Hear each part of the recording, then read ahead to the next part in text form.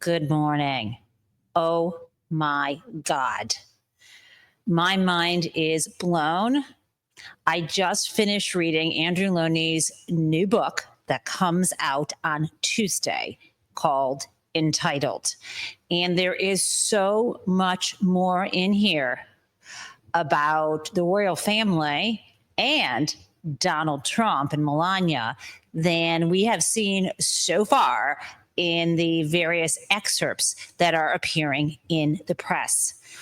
I believe that some of the revelations in this book directly about Donald Trump and Jeff Epstein, and also indirectly implied about Donald Trump, are so bad that the American version of this book could be called Humiliated. Yes, Donald Trump will be humiliated if people take notice of many of the claims in this book. So, as a preview today for my upcoming interview with author Andrew Loney of this book entitled The Rise and Fall of the House of York, I would like you all to place in the chat, or if you're watching this after the show airs, in the comments below, questions that you would like me to ask Andrew. Now, I'll be pre-recording this interview on Saturday, so please get those to me as soon as possible. And let me know if you want to ask the question anonymously, or if it's okay to use your first name or your handle. Again, I will be interviewing Andrew Loney tomorrow morning, and that will air on Monday. I cannot wait. Now, in the meantime, I got to share with you what is in this book. And as the thumbnail notes, it is not good for Donald Trump. So let me be real specific with you. Now, right now, because the book has not actually come out, I cannot show you the pages. However, I'm going to read to you excerpts that caused me to do the equivalent of gasp, which means on the PDF I had, make notes in the comment. This book is over 300 pages, not including the acknowledgments and the index. And I devoured it within, 4 to 5 hours. That's how much I found it quite interesting. Now, to be clear, although the book has not just an entire chapter about Epstein, I mean, he is throughout this, because Andrew's relationship with Jeff Epstein and the disgusting sexual assaults Andrew engaged him, and alleged rapes of girls, is part of his downfall. So of course that is in this book. However, there's much more to this book, including for those people who are either royal watchers or even really not that into monarchies. You may find it quite interesting to see the messes that Andrew and Fergie got into and out of, and not just what you may have seen their press offices try to put out to smooth over their reputations. Moreover, you will see, I'm not entirely surprised, the way in which Queen Elizabeth, the late Queen Elizabeth II, did almost everything in her power to cover for Prince Andrew until it was no longer feasible. And the operation of, I think, what Prince Harry, I'm not sure if I'm allowed to call him that, but Harry and Meghan refer to this institution, the monarchy, now as the firm. It very much operates like an entity, like a business that is trying to put a spin out. However, it seems quite worse. In fact, there are sort of implications in this book that maybe that there's definitely credible allegations that you've seen before that Epstein was actually murdered in prison, and implications that perhaps might very wealthy, well-connected, even royalty be involved. I don't know. I mean, it wouldn't shock me if you look at the history of the royal family, even people for whom Queen Elizabeth II is not directly descended. Remember, she thought she was a divine monarch. So if you look at the history of the so-called hereditary divine monarchs in, England, there was that guy, Henry VIII, quite fond of beheading people. And, there was, of course, Mary, Queen of Scots. There are a lot of dead bodies throughout British history. And certainly William Shakespeare did spend quite a bit of time writing that up in various ways, even as those activities were ongoing. But let's get back to the present 21st century. Let me read to you something that Donald Trump does not want you to hear. Here we go. This is on page 164 of Entitled. Okay, and this is the Epstein chapter. And this is, okay, Andrew's friendship with Epstein continued with invitations to Windsor and a shooting weekend at Sandringham in January 2000. The following month, the prince introduced himself as Andrew York, was photographed by Ghislaine and Epstein at a party at Donald Trump's Mar-a-Lago Country Club in Palm Beach. Okay, so this is not the mind-blowing part. This is the part where we see when Andrew and Epstein met. Now, let me continue. The next day, after a round of golf with Trump, so again, we're now talking about February. So first we have, Andrew hanging out, inviting Epstein to Windsor in 2000, January 2000. Then in February, Andrew Andrew's like Epstein. And then Epstein invites Andrew, obviously, down to Palm Beach, where he introduces him to Donald Trump. And this is now in February. So the next day, after a round of golf with Trump, Andrew joined the two women at the pool. These were 20-something women. They had a wonderful time. According to one of the women, her name was Christina Dragsholt, who later distributed pictures of herself with the prince to social and business contacts, calling him charming and very attentive, but insisting they were all just good friends. Okay, that sounds great.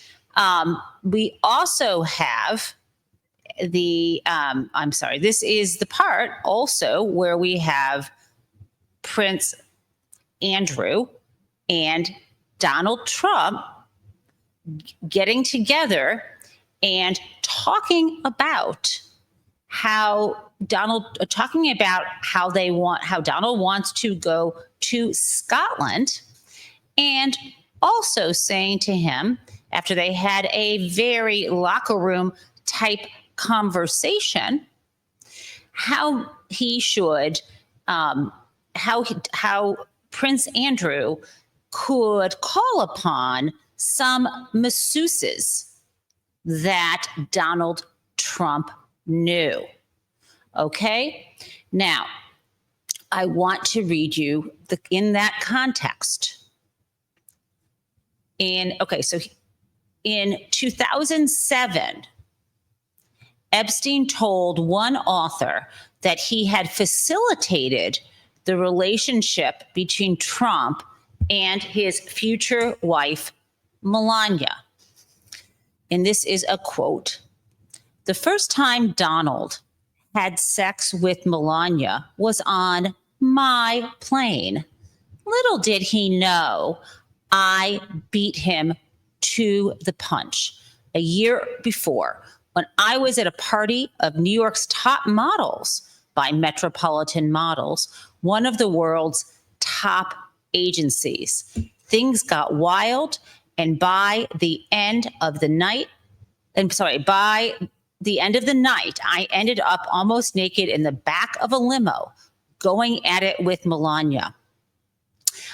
I leave it to your imagination how the rest of the night went. Now, we also know, and so that would have been, so this is something Epstein had said in 2007. And of course, Donald Trump had first met Melania, supposedly, let's see, I think it was 1998. And so this would have been 1997 that he was looking back on. He was looking back 10 years earlier to having, he claims, introduced Donald to Melania. Now, Melania has a different story that someone else introduced her to him. But boy, this is something that has been published before, and it's being republished here, and yet Donald Trump has not successfully sued the author. I haven't even heard him complaining. So this is what Jeff Epstein is saying right here, that he had sex with Melania before Donald. Now, women are not objects. She should make choices that she wanted or wants to make. But the point here goes back to other allegations about Jeff Epstein and Donald Trump competing over women and girls. Okay, this is something that we have consistently heard about. Now, there is, so much more, again, in this book that is humiliating and incriminating for Donald Trump and for Prince Andrew. And so I want to make it clear that unlike other people who decided to scatter after Jeffrey Epstein went to prison in 2008 and were not around to be his friend in 2009, Prince Andrew continued to stay around.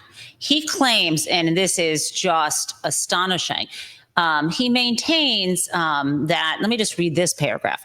Andrew always maintained the visit, and this is what he's referring to, the visit back to Epstein's home in New York. He said, Andrew always maintained the visit was to break off his personal and business relationship with Epstein. But at the time, I felt it was the honorable and right thing to do. And I admit fully that my judgment was probably colored by my tendency to be too honorable. Oh my gosh. If you read this book, too honorable? Is this backwards day?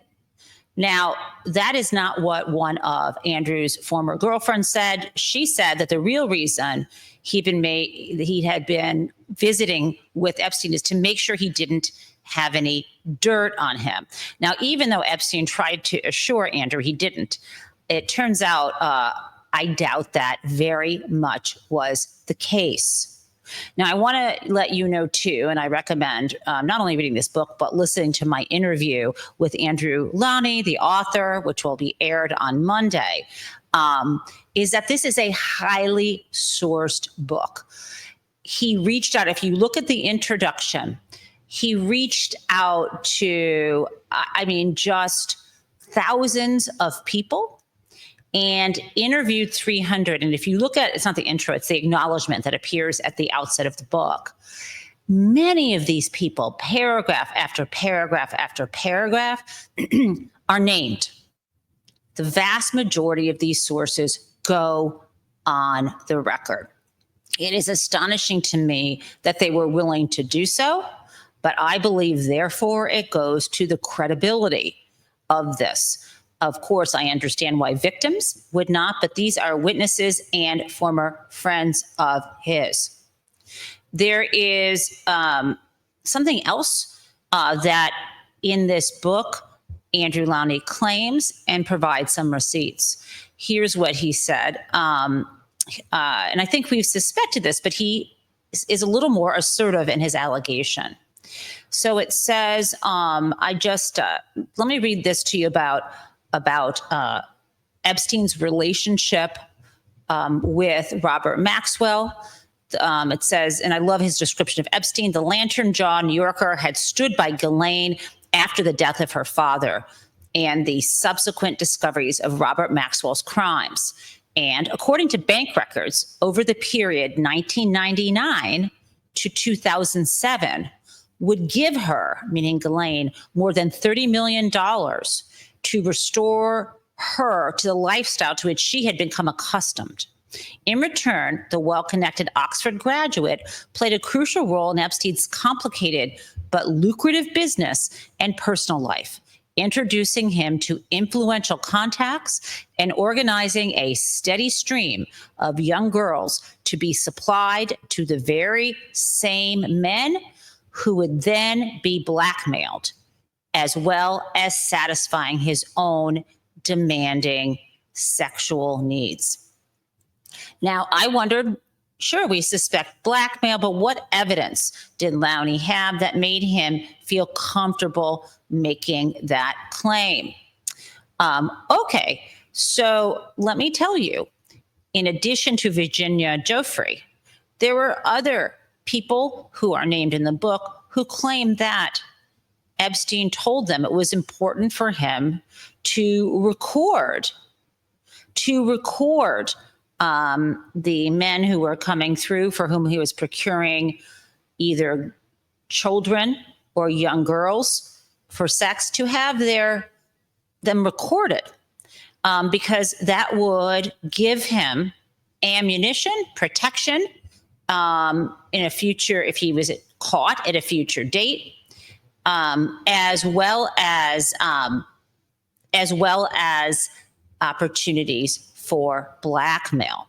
Now, I want to also, so I'll read to you, here is something that Virginia Giuffre had said in her sworn affidavit. Epstein required me to describe the sexual events that I had with these men, presumably so he could potentially blackmail them. Epstein specifically told me that the reasons for him doing this was so that they would owe him. They would be in his pocket, and they would have something on him. He would have something on them. I understood him to mean that when someone was in his pocket, they owed him favors. I also understood that Epstein thought he could get leniency if he was ever caught doing anything illegal, or more so that he could escape trouble altogether. This book also ties Jeff Epstein and also Prince Andrew to the disgraced scout model Jean-Luc Brunel. And this is what Lowney says about Brunel's death. In 2020, Brunel would be arrested by French police and charged with the rape of minors. Among those the French investigators wished to interview was Prince Andrew. While awaiting trial, Brunel was found hanging in his cell. It was Andrew's 62nd birthday. This book is replete with efforts to silence and discredit victim Virginia Giuffre in particular, because there's that photo with Andrew. There's other witnesses who said they were together. And what's particularly disgusting isn't just the palace's effort to do this, but what's especially disgusting and hideous is this. And I am going to close today's show with this and then some video for you. So there was an effort at the BBC by a particular reporter named Laura Burns, a reporter, producer, and she had the goods and the interviews on Andrew, and they wanted to run the story and in around 2019. And of course, this is right after Epstein committed suicide in prison.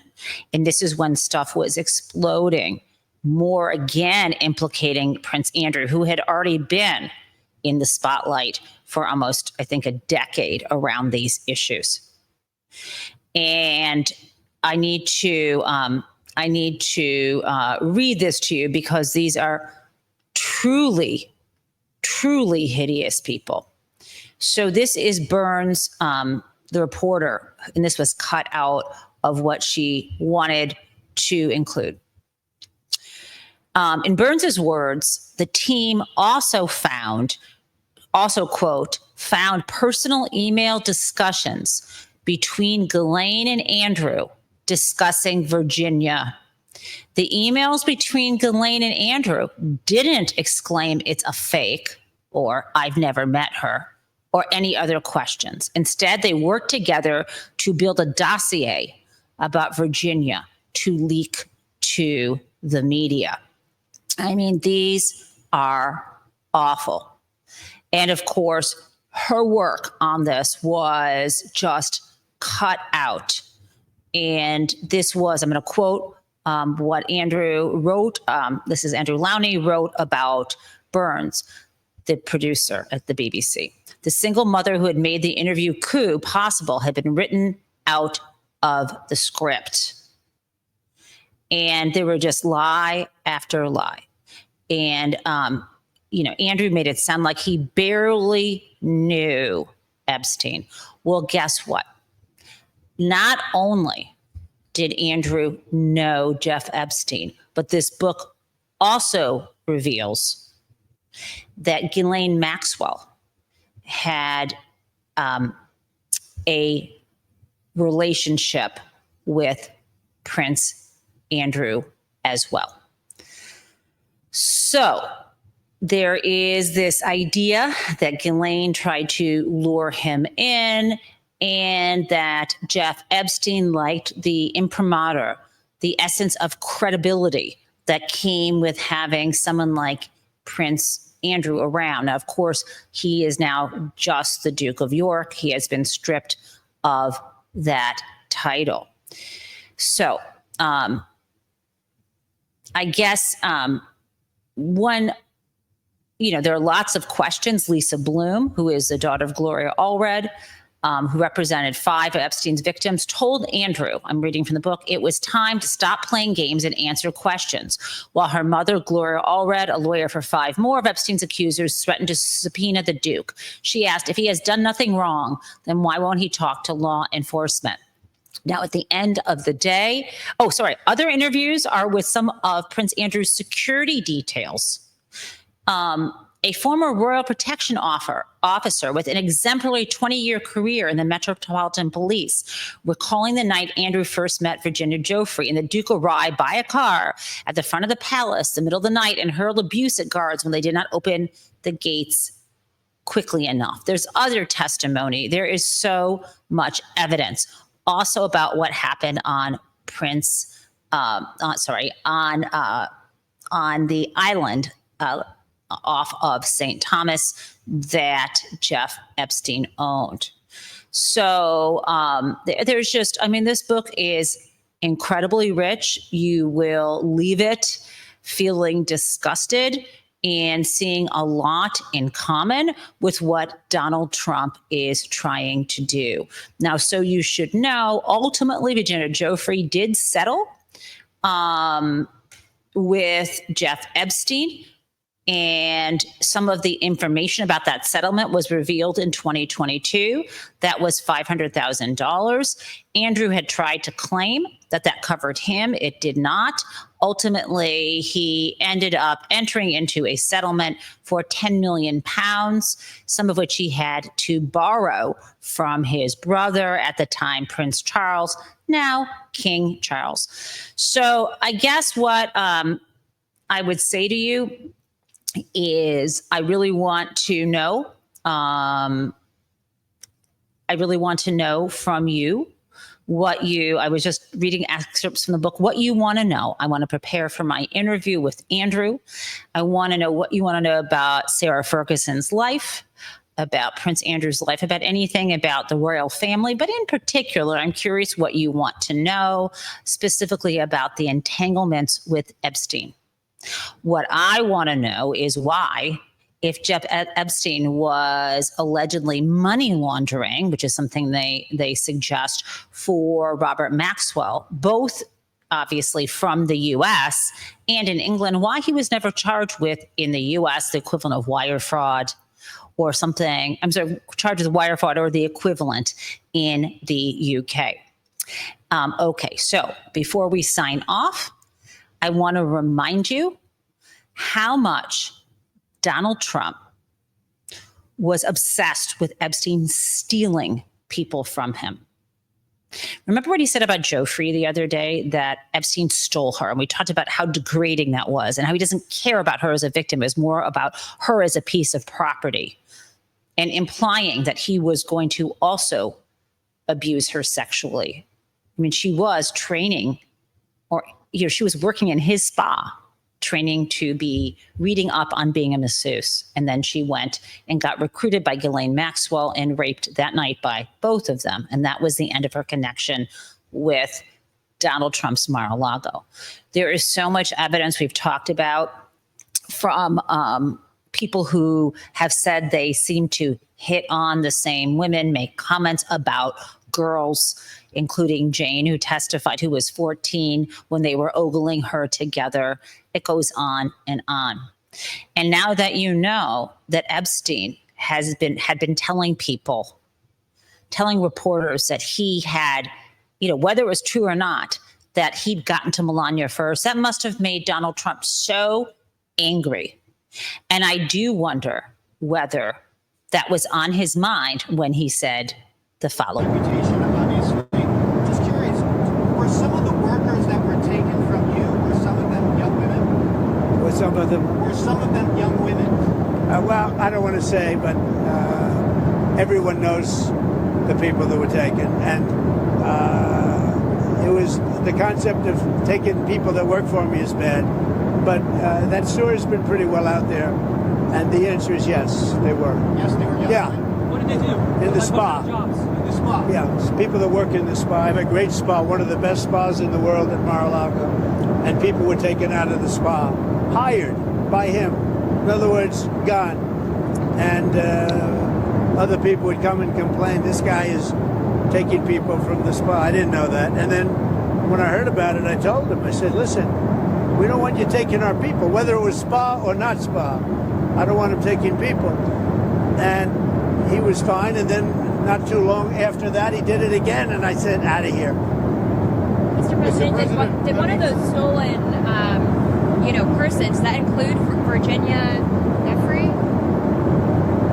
I don't know. I think she worked at the spa. She was 16 when she worked at the spa, and she was 17 when she was raped by Prince Andrew several times. Now, we know that that was not the end in 2000 when she was taken away. That wasn't the end of their relationship. He was still very close to Epstein. We know that he, in 2002, praised him for being a lot of fun to be with and sharing their common love of women, including on the younger side. It's not clear whether he meant that Epstein liked women on the younger side, meaning girls, or he was part of that. It was a little vague in the formulation that he sent that very cryptic birthday card to him in 2000, very crude, very vulgar, implying they had a secret. And it wasn't until actually much later, until 2007, right before Epstein went to prison, that he actually kicked him out of Mar-a-Lago. He was still on the rolls. I want you to remember that Epstein being dead is really important to Donald.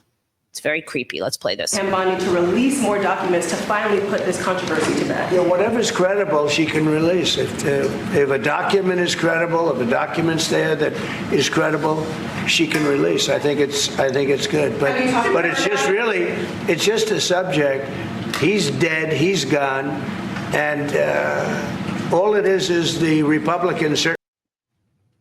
He's dead. He's gone. As if that is going to make this problem go away.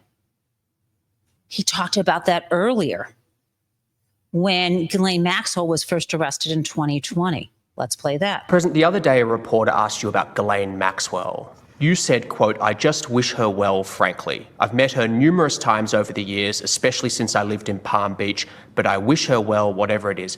Mr. President, Ghislaine Maxwell has been arrested on allegations of child sex trafficking. Why would you wish such a Well, first person of all, well? I don't know that, but I do know that She has. She's been arrested for that. You know her that. friend or boyfriend Epstein. was either killed or committed suicide in jail. She's now in jail. Yeah, I wish her well. I'd wish you well. I'd wish a lot. See, one, he's denying whether she was really charged with that. It was his Justice Department who charged her. Two, he's associating putting someone in jail with their death or suicide. It makes sense. Happened to Epstein, 2019. At this point, he said he was concerned about her. He's never concerned about other rapists. He campaigned on accusing people from Mexico of being rapists. He's always accusing immigrants of being rapists. What about Ghislaine Maxwell? I mean, I guess she's an immigrant, right? She's a British citizen. I don't know. I don't think he's referring to her. And then, of course, in 2022, Jean-Luc Brunel. Now, as we know, Ghislaine Maxwell has been moved to a lower security prison, a kind of prison camp. But what we've just found out is because she's at risk of being killed. They have now upped the security for everybody at that prison camp. I bet all the other inmates flippin' love her. And with that, my friends, have a beautiful weekend. And I will see you bright and early Monday morning with Andrew Lowney. And sorry, guys, I don't have a crazy town. It's all too crazy.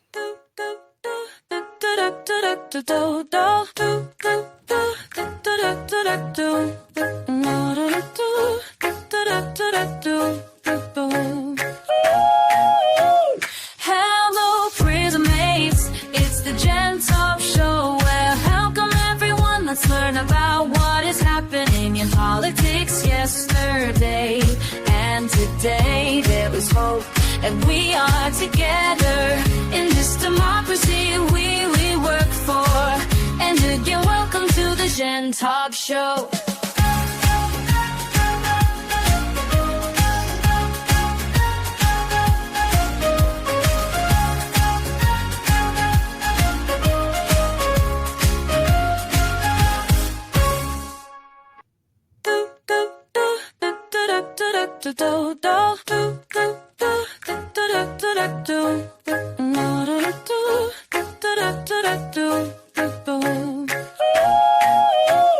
Hello, prison mates. It's the Gen Taub Show. Well, how come everyone? Let's learn about what is happening in politics yesterday and today. There was hope, and we are together in this democracy we work for. And again, welcome to the Gen Taub Show.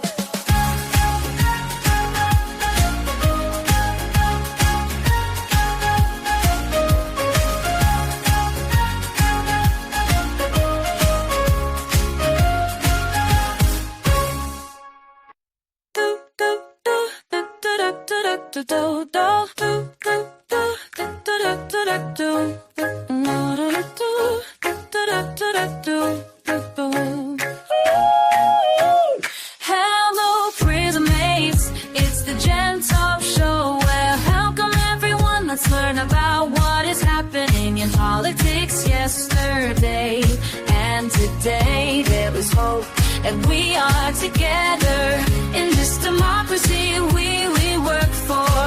And again, welcome to the Gen Taub Show.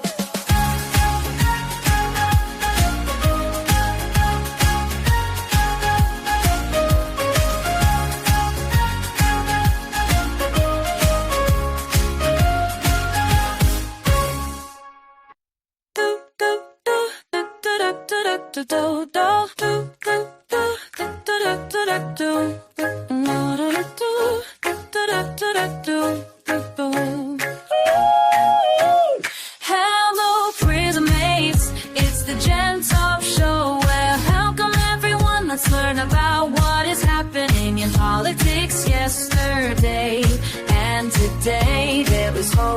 that we are together in this democracy we work for. And again, welcome to the Jen Taub Show.